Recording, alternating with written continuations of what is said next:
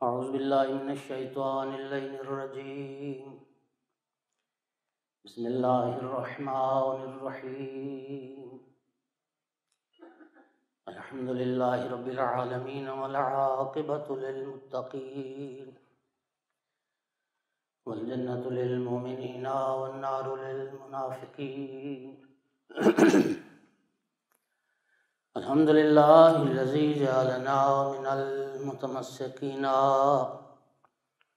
بولایت علی بن ابی طالب واولاده المعصومین.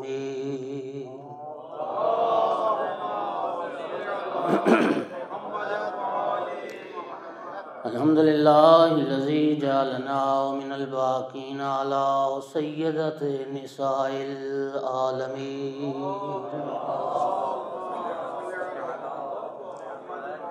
الصلاة والسلام والتحیۃ والاکرام علی رسولہ الکریم شفیع المذنبین انیس الغریبین رحمۃ للعالمین.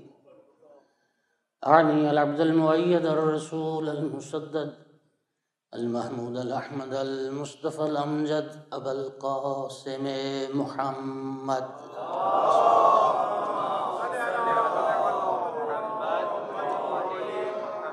ثم الصلاة والسلام والتحیۃ والاکرام علی آلہ الطیبین الطاہرین المعصومین المنتجبین المنتخبین المظلومین واللعنۃ الدائمۃ علی اعدائهم ملعونین من یوم عداوتهم الی قیام یوم الدین وبعد یوم الدین. اما بعد فقال سبحانہ وتعالی فی کتابہ المجید اعوذ باللہ من الشیطان الرجیم بسم اللہ الرحمن الرحیم. انا اعطیناک الکوثر فصل لربک وانحر ان شانئک هو الابتر. صلوات.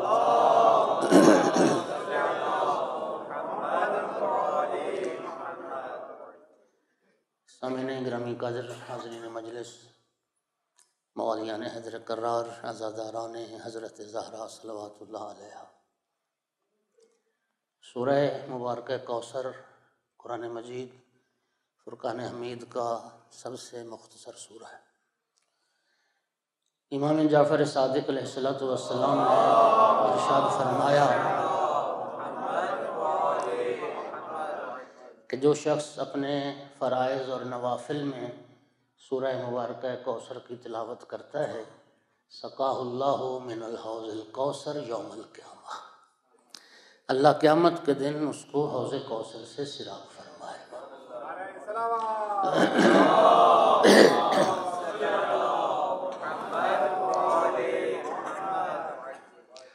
اللہ رب العزت نے سید الانبیاء کو جناب خدیجۃ الکبریٰ کے بطن اطہر سے 2 بیٹے بھی عطا فرمائے تھے، اور یکے بعد دیگرے جب دونوں بیٹے سرکار کے دنیا سے رخصت ہو گئے تو پھر عاص بن وائل مشرک نے سید الانبیاء کو ابتر کا طعنہ دیا. مقتول نسل کہا، سرکار رنجیدہ خاطر ہوئے، دل کو تکلیف پہنچی. اللہ رب العزت نے اپنے محبوب کو جب رنجیدہ اور غمزدہ دیکھا تو اپنے محبوب کی تسلی اور تشفی کے لیے سورہ مبارکہ کوثر کو نازل فرمایا. سامعین گرامی قدر، سورہ مبارکہ کوثر مختصر ترین سورہ ہے، معجزہ ہے، لیکن اس کے اعجاز کی کئی جہات ہیں.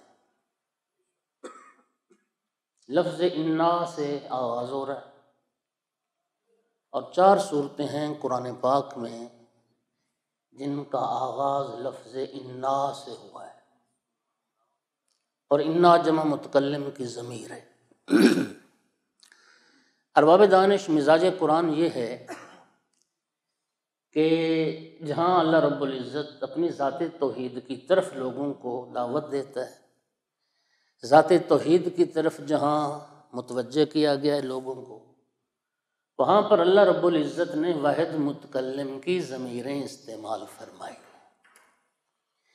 لیکن جہاں پر کسی باعزت و عظمت شے کا اللہ رب العزت نے تذکرہ فرمایا ہے تو وہاں پر اللہ رب العزت نے جمع متکلم کی ضمیریں مقام فخر میں استعمال فرمائی۔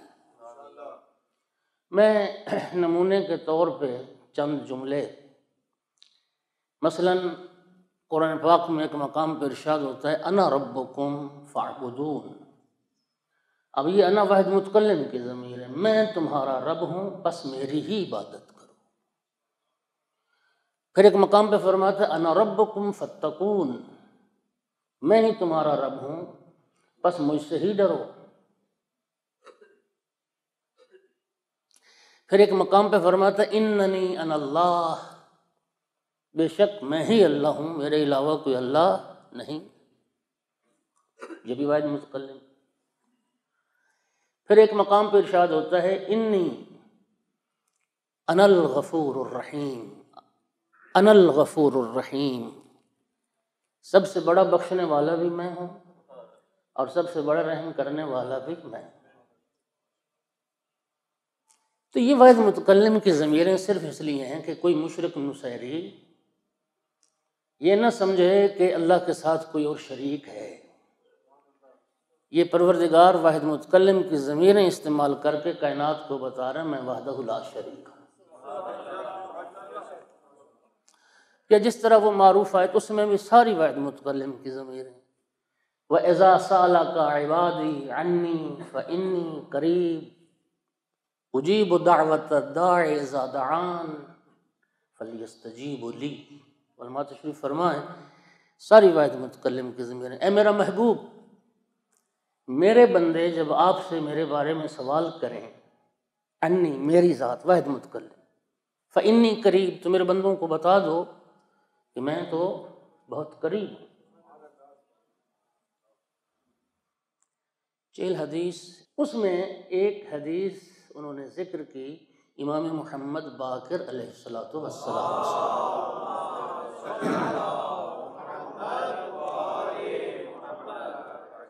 پانچویں امام نے فرمایا کہ حضرت موسیٰ علیہ السلام نے بارگاہ رب العزت میں عرض کی یا رب ابعید انت فانادیک اقریب انت فاناجیک، اے میرے رب کیا تو دور ہے کہ میں تجھے بلند آواز سے پکاروں، یا تو قریب ہے کہ میں تجھ سے نجوہ کروں، سرگوشی کروں، راز نیاز کی گفتگو کروں۔ لوگوں نے پوچھا فرزند رسول کیا حضرت موسیٰ بھی نہیں جانتے تھے کہ اللہ کی ذات بعید ہے یا قریب؟ فرمایا نہیں، حضرت موسیٰ جانتے تھے، لیکن یہ جو بات حضرت موسیٰ علیہ السلام نے کی در حقیقت بندگان خدا کو ایک چیز کی طرف متوجہ کرنا تھا، اور وہ پیغام جو تھا وہ یہ تھا کہ حضرت موسیٰ یہ سمجھانا چاہ رہے تھے کہ اے میرے اللہ، اے میرا رب، اگر میں تیری ذات کی طرف نگاہ کروں تو مجھ سے بہت قریب ہے، لیکن جب میں اپنی طرف نگاہ کرتا ہوں تو میں تجھ سے بہت دور ہوں۔ اے میرے رب اب تو بتا کہ تجھے پکارنے میں تیری ذات کا لحاظ کروں یا اپنی ذات کا لحاظ کروں؟ تو قریب ہے لیکن میں تجھ سے بہت دور ہوں۔ ارشاد رب العزت ہوا یا موسیٰ انا جلیس من ذکرنی، موسیٰ جب بھی کوئی مجھے یاد کرتا ہے میں تو اس کے پہلو میں ہوتا ہوں، میں تو اس کا ہم نشین ہوتا ہوں، میں تو اس کے پاس ہوتا ہوں، میں اس کا جلیس ہوتا ہوں جب بھی کوئی میرا بندہ مجھے یاد کرتا ہے۔ اب قرآن میں بھی اللہ پاک یہی فرما رہا ہے میرا محبوب جب میرے بندے میرے بارے میں آپ سے سوال کریں تو آپ بتا دیں میرے بندوں کو فَإِنِّي قریب، میں تو بہت قریب، اور اجیب دعوت الداع اذا دعان، جب کوئی پکارنے والا مجھے پکارتا ہے تو میں اس کی پکار پہ لبیک کہتا ہوں۔ فَلْيَسْتَجِيبُوا لِي، پس صاحبان ایمان کو چاہیے کہ مجھے ہی پکاریں، وہی ہے جو تمہاری آواز پہ لبیک کہنے والا۔ تو سامعین گرامی بات لمبی ہو گئی، عرض یہ کر رہا تھا کہ مزاج قرآن یہ ہے جہاں خالصتاً ذات توحید کی بات ہے، توحید کی طرف متوجہ کیا گیا ہے، توحید کی طرف بلایا گیا ہے، وہاں پہ واحد متکلم کی ضمیریں رب العزت نے استعمال فرمائی۔ لیکن جہاں پہ اللہ رب العزت نے کسی باعزت و عظمت شے کا تذکرہ فرمایا ہے تو مقام فخر میں پھر پروردگار نے اپنی عزت و عظمت کے اظہار کے لیے جمع متکلم کی ضمیریں استعمال فرمائی ہیں۔ اور میں نے عرض کیا کہ کل 4 صورتیں ہیں قرآن پاک میں جن کا آغاز جمع متکلم کی ضمیر انا سے ہوا ہے۔ ایک سورہ مبارکہ نوح، انا ارسلنا نوحا الی قومہ، اللہ فرماتا ہے نوح کو ہم نے بھیجا ہے نوح کی قوم کی طرف، رسول بنا کے بھیجنے والے ہم ہیں۔ دوسرا سورہ مبارکہ قدر، جب قرآن مجید کا ذکر آتا ہے دوسری باعزت و عظمت شے تو پھر پروردگار فرماتا ہے انا انزلناہ فی لیلۃ القدر، اس باعزت و عظمت کتاب کو شب قدر میں نازل کرنے والے بھی ہم ہیں۔ پھر سورہ مبارکہ فتح میں ارشاد ہوتا ہے انا فتحنا لک فتحا مبینا، محبوب یہ کھلی ہوئی فتح اور کھلی کامیابی بھی عطا کرنے والے آپ کو ہم ہیں۔ اور پھر جب دین اسلام کے تداوم اور دوام کی بات آتی ہے تو پھر بھی رب العزت فرماتا ہے انا اعطیناک الکوثر، محبوب یہ کوثر عطا کرنے والے بھی ہم ہیں۔ صلوات پڑھیے بلند آواز سے محمد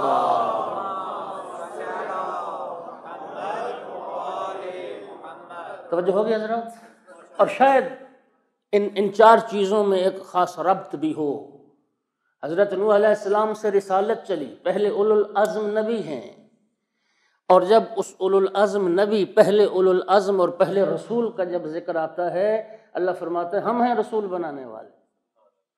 اور پھر سب سے آخری بعزت و عظمت اس آسمانی اور الہامی کتاب کا جب تذکرہ آتا ہے پھر فرماتا ہے کہ قرآن نازل کرنے والے بھی ہم ہیں۔ اور پھر سرکار دو عالم کے مکتب اور دین اسلام کی فتح اور کامیابی کا جب مالک اعلان کرتا ہے پھر فرماتا ہے انا فتحنا لک فتحا مبینا، محبوب ہم نے یہ کھلی فتح عطا کی۔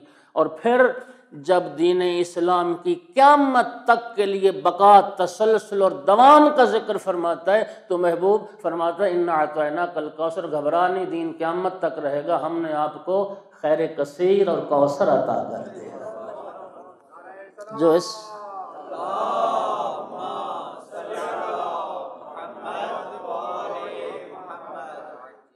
دوستو ایک آیت معجزہ ہے، کوئی شک نہیں، لیکن سورہ مبارکہ کوثر کے اعجاز کی چند جہات ہیں۔ پہلی جہت تو خود یہ ہے کہ اللہ رب العزت نے اپنے محبوب کو جو عظیم ترین چیز عطا فرمائی، عظیم ترین ہدیہ، عظیم ترین نعمت اور عظیم ترین عطا، اس کا تذکرہ مختصر ترین صورت میں فرمایا۔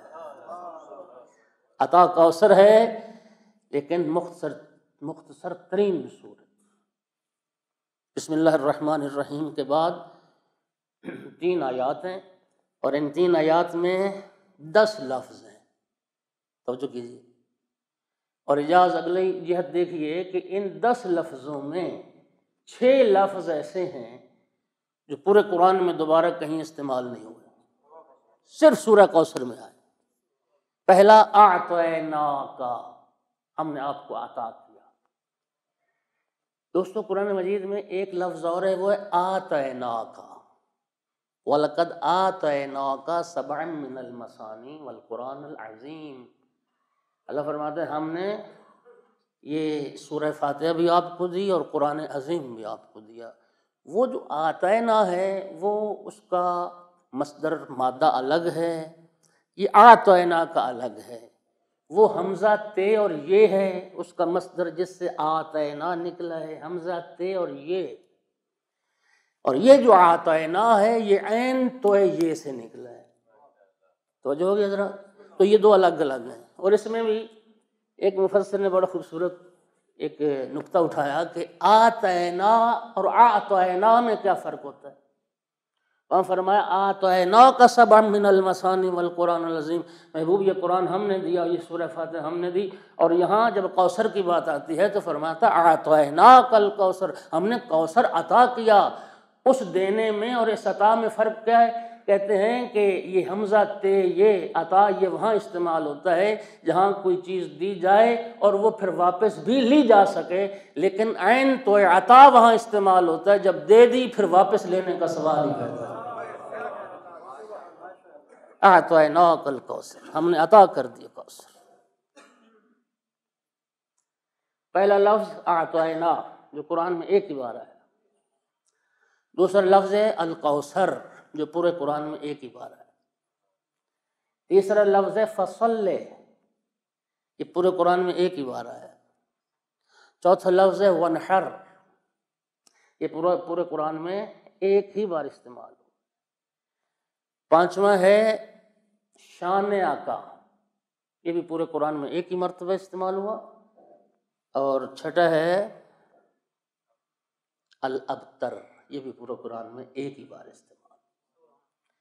انا اعطیناک الکوثر، ہم نے آپ کو کوثر عطا کیا۔ اب یہ کوثر کیا ہے؟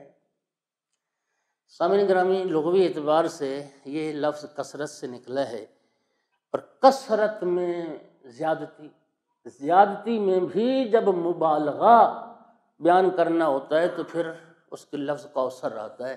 فعل کا وزن ہے، مبالغے کا وزن ہے، یعنی بہت زیادہ، جہاں بہت کثرت کو بھی بہت زیادہ کر کے استعمال کرنا ہوتا ہے اس کے لیے یہ لفظ کوثر آتا ہے۔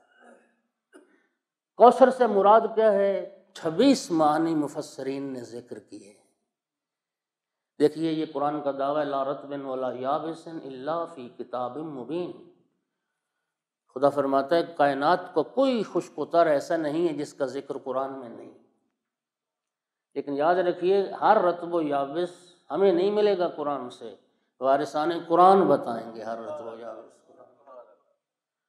سورہ مبارکہ آل عمران میں ارشاد رب العزت ہے کہ یہ قرآن آیات محکمات اور آیات متشابہات کا مجموعہ ہے، اور پھر جب متشابہات کی اللہ رب العزت بات کرتا ہے فرماتا ہے وَمَا يَعْلَمُ تَأْوِيلَهُ إِلَّا اللَّهُ وَالرَّاسِخُونَ فِي الْعِلْمِ، لیکن آیات متشابہات کی تعویل کوئی نہیں جانتا، یا اللہ جانتا ہے یا راسخون فی العلم جانتے ہیں۔ چھٹے امام سے کسی نے پوچھا فرزند رسول جب آیات متشابہات کی تعویل اللہ اور راسخون فی العلم کے سوا لوگ سمجھ ہی نہیں سکتے تو پھر اللہ تعالیٰ نے آیات متشابہات کو قرآن میں رکھا کس لیے؟ امام صادق علیہ السلام نے فرمایا اللہ نے آیات متشابہات کو قرآن میں رکھ کے قیامت تک کے لیے انسانیت کو آل محمد کا محتاج کر دیا۔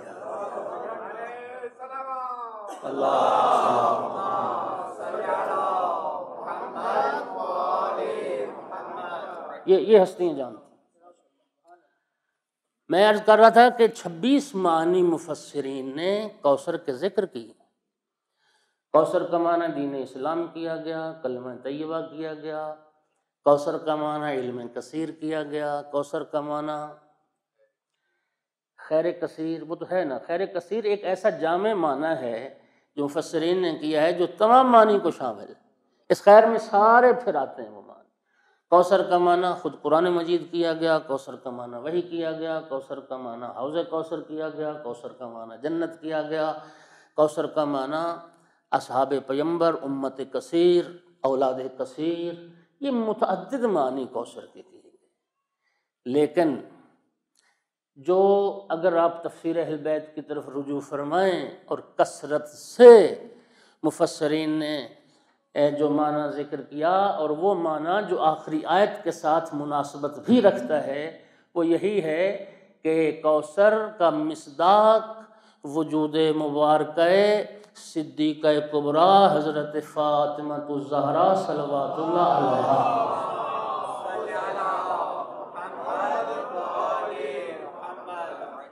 چونکہ عاصم بن وائل نے طعنہ دیا تھا، ابتر کہا تھا، اللہ پاک نے پھر اپنے محبوب کی تسلی اور تشفی کے لیے صورت نازل کی، محبوب گھبرا نہیں، ہم نے فاطمہ زہرا صلوات اللہ علیہا جیسی بیٹی آپ کو عطا فرمائی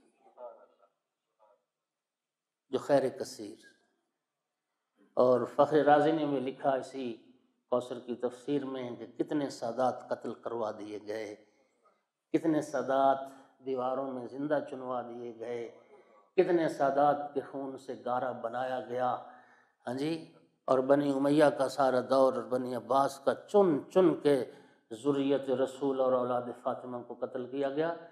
فخر رازی کہتا ہے اتنے سادات قتل ہو جانے کے بعد بھی اولاد فاطمہ میں سے کیسے کیسے سید محمد باقر، جعفر صادق، موسیٰ کاظم، علی رضا جیسی شخصیات موجود ہیں، اور کائنات کا کوئی خطہ ایسا نہیں ہے جہاں پر نسل رسول آباد نہ ہو۔ اور علامہ سید محمد حسین طباطبائی نے بھی اپنی تفسیر المیزان میں لکھا کہ دنیا میں کوئی خاندان اتنا نہیں پھلا پھولا جتنا رسول اللہ کا خاندان پھلا پھولا۔ اور میرے محترم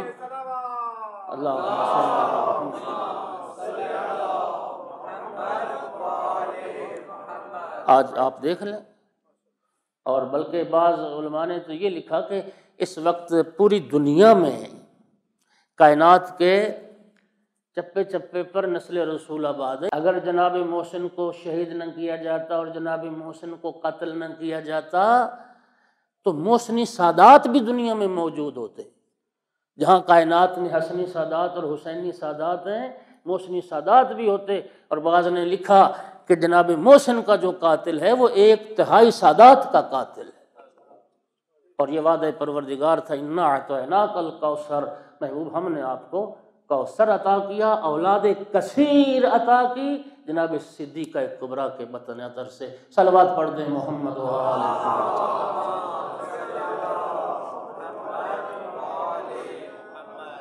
توجہ ہے حضرات، یہ سیدہ طاہرہ مصداق ہیں۔ اور کسی شاعر نے کیا خوب کہا ہے کہ کبھی کوثر کا سورہ تو کبھی تطہیر کی آیت، کبھی کوثر کا سورہ تو کبھی تطہیر کی آیت، زبان کبریائی میں ثنا زہرا نے پائی ہے۔ محبوب ہم نے آپ کو کوثر عطا کیا، فصلی لربک۔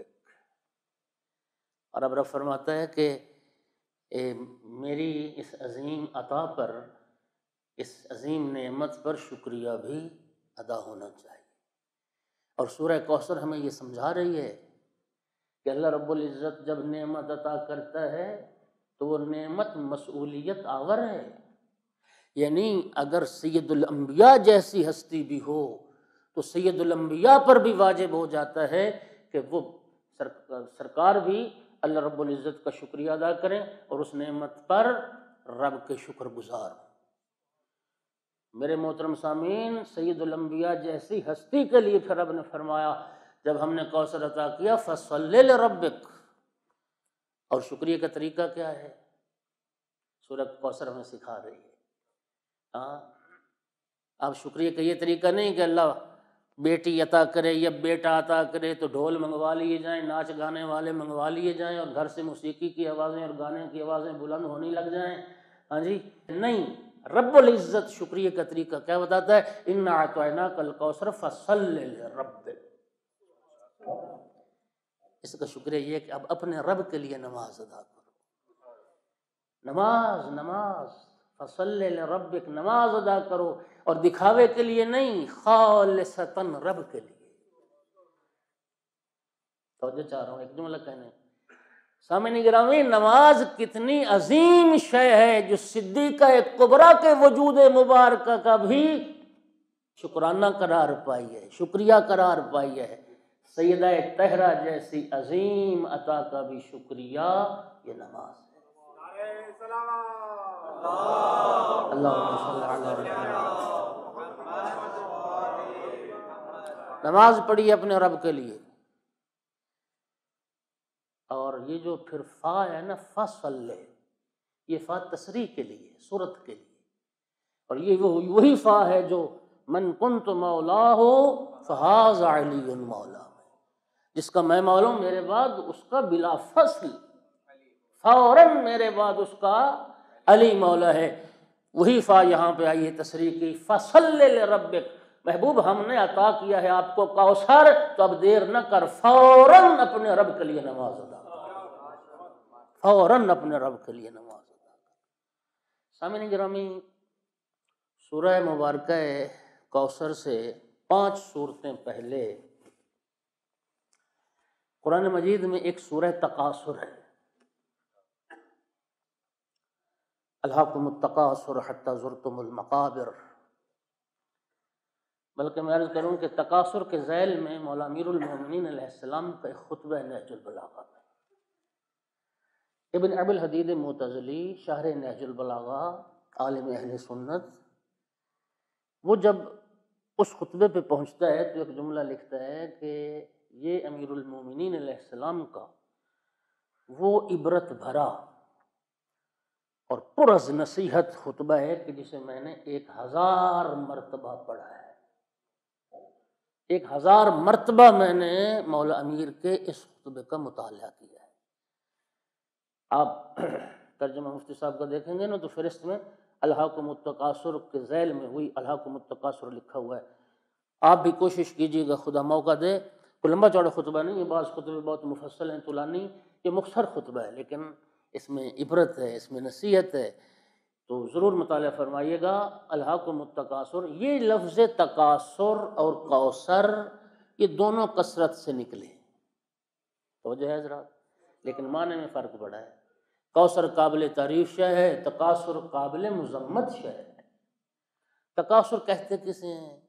2 افراد کا، 2 خاندانوں کا، 2 قبیلوں کا مال کی کثرت پر یا اولاد کی کثرت پر یا کسی اور چیز کی کثرت پر ایک دوسرے پر فخر کرنا، کثرت پر فخر۔ میرے پاس مال زیادہ، وہ کہتا نہیں میرے پاس مال زیادہ، وہ کہتا ہے میری قوم کے افراد زیادہ ہیں، وہ کہتا ہے نہیں میری قوم کے افراد زیادہ ہیں، میرا خاندان بڑا ہے، وہ کہتا ہے میرا خاندان بڑا ہے۔ اور سورہ تکاثر کے شان نزول میں مفسرین نے یہی روایت ذکر کی ہے۔ عرب کے 2 قبیلے تھے جو افراد کی کثرت پر ایک دوسرے پر تفوق اور برتری جتلانے لگے، ناز کرنے لگے، میرا خاندان میرا قبیلہ زیادہ، وہ کہتا میرا قبیلہ زیادہ، افراد گننے شروع ہو۔ اب جب افراد گنے گئے تو ایک قبیلے کے افراد زیادہ ہو گئے، دوسرے کے کم ہو گئے، تو جس کے کم ہو گئے اس نے کہا کہ قبرستان چلو میرے ساتھ، کیونکہ میرے خاندان کے جو لوگ مر گئے آخر وہ تھے تو میرے ہی خاندان کے لوگ، میرا ہی قبیلہ تھا، تو ان کی قبروں کو بھی چل کے گنتے ہیں۔ تو اللہ رب العزت نے اس تکاثر پر ان کی مذمت میں یہ سورہ مبارکہ تکاثر نازل فرمائی۔ الہاکم التکاثر، اس کثرت پر فخر نے تمہیں اللہ سے غافل کر دیا، حتیٰ زرتم المقابر، یہاں تک کہ تم قبرستان جا پہنچے اور قبروں کو گننے لگ گئے اور قبروں کو دیکھنے لگ گئے۔ کلا سوف تعلمون ثم کلا سوف تعلمون، سورہ کوثر میں بشارت ہے، انا اعطیناک الکوثر ان شانئک ھو الابتر، لیکن یہاں تہدید ہے، یہاں دھمکی ہے، کلا سوف تعلمون، ان قریب تمہیں پتہ چل جائے گا، ان قریب تم جان لو گے، ثم کلا سوف تعلمون، پھر فرمایا ان قریب تمہیں پتہ چل جائے گا۔ معصوم نے پوچھا گیا کہ 2 بار اللہ نے کیوں فرمایا ان قریب تمہیں پتہ چل جائے گا؟ فرمایا اس تکاثر پر 2 جگہ پہ باز پرس ہونی ہے، پہلا قبر میں پہنچو گے تو تمہیں پتہ چلے گا کہ کتنی برائی ہم کرتے تھے، پھر جب حشر بپا ہوگا پھر بھی تمہیں پتہ چلے گا کہ تم یہ کتنا بڑا جرم کرتے تھے۔ توجہ ہو گئی حضرات؟ تکاثر قابل مذمت ہے لیکن کوثر قابل فخر ہے۔ قدردان بیٹھے ہو، میں جملہ عرض کروں، تکاثر کے نتیجے میں انسان قبرستان پہنچتا ہے اور کوثر کے نتیجے میں مصلی عبادت پر پہنچتا ہے۔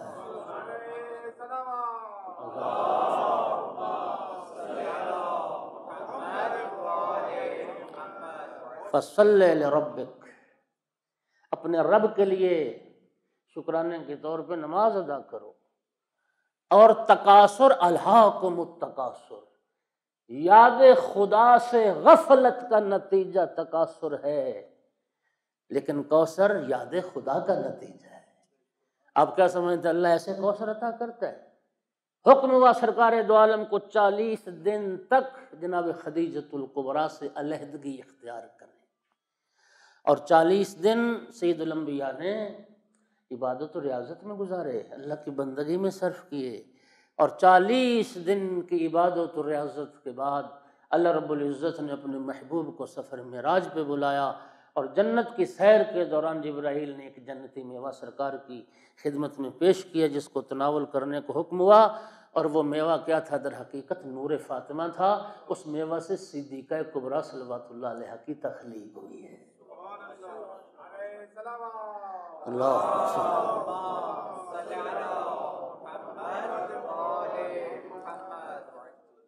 تو جو ہے سامعین، تو یہ یاد خدا کا نتیجہ ہے۔ اِنَّا أَعْطَيْنَاكَ الْكَوْثَرَ۔ اب شکریہ اس نعمت کا ایک ہے فَصَلِّ لِرَبِّكَ، اپنے رب کے لیے نماز ادا کر، اور دوسرا وَانْحَرْ، قربانی کرو۔ قربانی بھی کسی چھوٹے جانور کی نہیں، اونٹ قربان کرنا۔ چھوٹا جانور قربان کرنا ذبح کہلاتا ہے، بھیڑ بکری، لیکن اونٹ قربان کرنا نہر کہلاتا ہے۔ البتہ ونہر کا ایک معنی جو مفسرین نے کیا، یہ گلے کو، اس مقام کو نہر کہتے ہیں۔ نماز میں یہاں تک ہاتھوں کا بلند کرنا، یعنی تکبیر کے وقت جو رفع یدین ہے، تکبیر کہتے وقت جو ہاتھ بلند کیے جاتے ہیں، یہ بھی ونہر کہلاتا ہے، ہاتھ بلند کرنا۔ اور ایک حدیث میں امام صادق علیہ السلام نے ارشاد فرمایا کہ عند تکبیر، یہ رفع یدین، یہ نماز کی زینت ہے اور نماز کا حسن و جمال ہے۔ لیکن اکثر مفسرین نے ونہر اونٹ ذبح کرنا۔ سامعین گرامی، فارسی کا ایک محاورہ ہے، ہر کے بامش بیش برفش بیشتر، جس کے گھر کی چھت بڑی ہوگی تو اس پہ برف بھی زیادہ آئے گی۔ تو اللہ رب العزت فرماتا ہے محبوب جب عطا کوثر ہے تو اب بھیڑ بکری ذبح نہیں کرنی، اونٹ ذبح کر کے لوگوں کو کھلانا۔ قربانی بھی بڑی ہونی چاہیے۔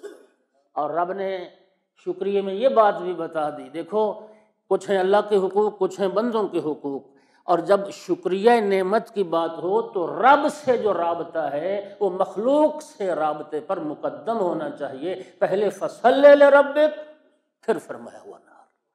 اب اونٹ ذبح کر کے لوگوں کو کھلاؤ، اور رب نے یہ بھی بتا دیا ایک ہاتھ سے رب سے نعمت لو تو پھر دوسرے ہاتھ سے خلق خدا پہ بھی خرچ کرو۔ صلوات پڑھ دیں محمد و آل محمد۔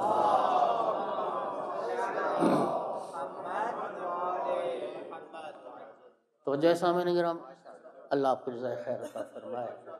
وانحر فصل لربک وانحر۔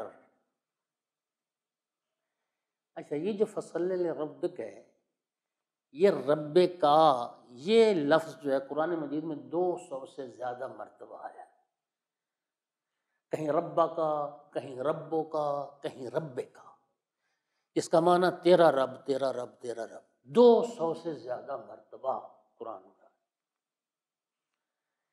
یہ کیا خاص عنایت ہے پروردگار کی۔ حالانکہ سورہ فاتحہ میں کیا پڑھتے ہیں؟ الحمدللہ رب العالمین، تمام تعریفیں اس اللہ کے لیے جو تمام جہانوں کا رب ہے، وہ عالمین کا رب ہے۔ پھر ایک مقام پہ فرماتا ہے قل اغیر اللہ ابغی ربا وہو رب کل شیء، کہ اللہ کو چھوڑ کے کسی اور کو رب بناؤں؟ نہیں، اللہ ہی تو ہے جو ہر شے کا رب ہے، ہر شے کا رب ہے۔ پھر سورہ ناس میں قل اعوذ برب الناس، وہ تمام انسانوں کا رب ہے۔ پھر فرماتا رب المشارق والمغارب، وہ تمام مشارق و مغارب کا رب ہے۔ انتہائی توجہ چاروں ارباب دانش، وہ رب جو عالمین کا رب ہے، وہ رب جو ہر شے کا رب ہے، وہ رب جو تمام انسانوں کا رب ہے، وہ جو تمام مشارق و مغارب کا رب ہے۔ یہ خاص عنایت ہے پروردگار کی کہ 200 سے زیادہ مرتبہ قرآن میں فرماتا ہے ربوں کا محبوب میں تیرا رب ہوں، میں تیرا رب ہوں، میں تیرا رب۔ فصل لربک۔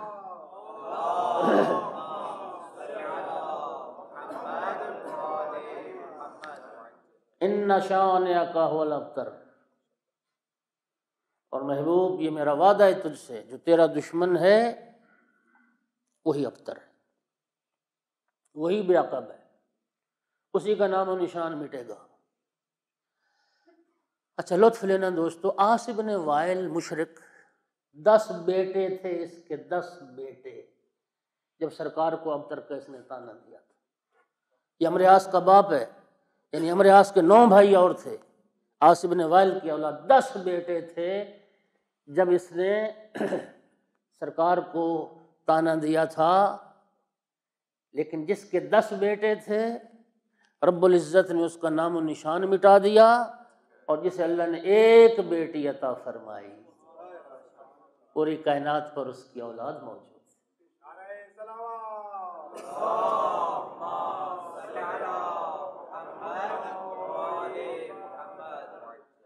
اچھا اب ذرا ایک بات اور ذرا سن لیں، ہر کثرت کوثر نہیں ہے، ہر کثرت کوثر۔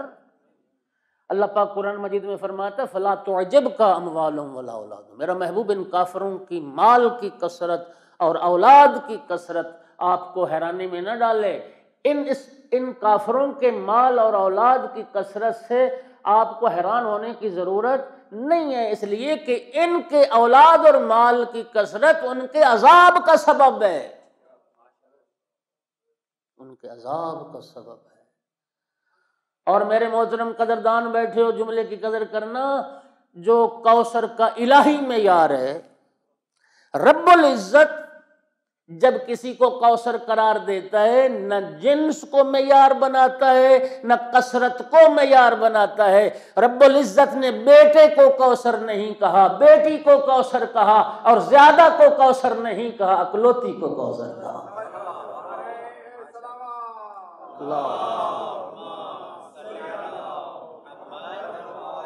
جی بیٹا نہیں، بیٹی کو کوثر قرار دیا، اور پھر زیادہ نہیں تھی، ایک ہی تھی، اکیلی تھی، اکیلی کو کوثر قرار دیا۔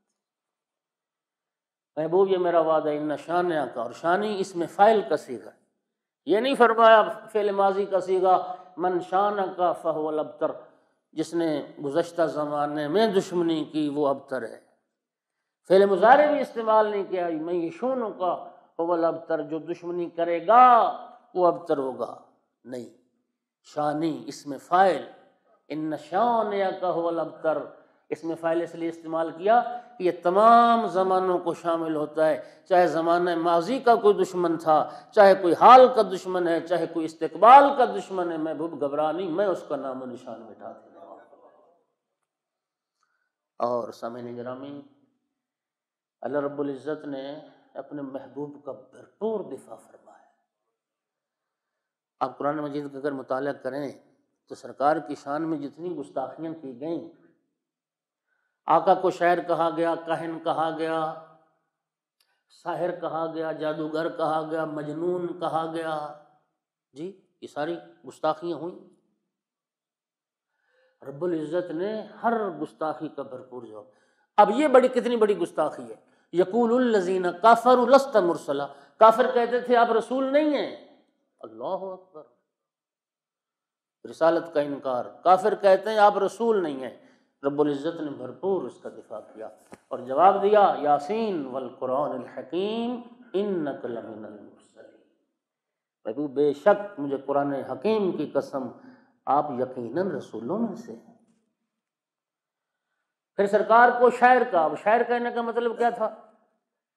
یعنی شاعر کہنے کا مطلب یہ تھا کہ یہ جو قرآن سرکار سناتے ہیں یہ کوئی حقیقت نہیں ہے، یہ فرضی قصے کہانیاں ہیں، اور لہٰذا اس کا کوئی تعلق نہیں ہے، شاعری ہے یہ۔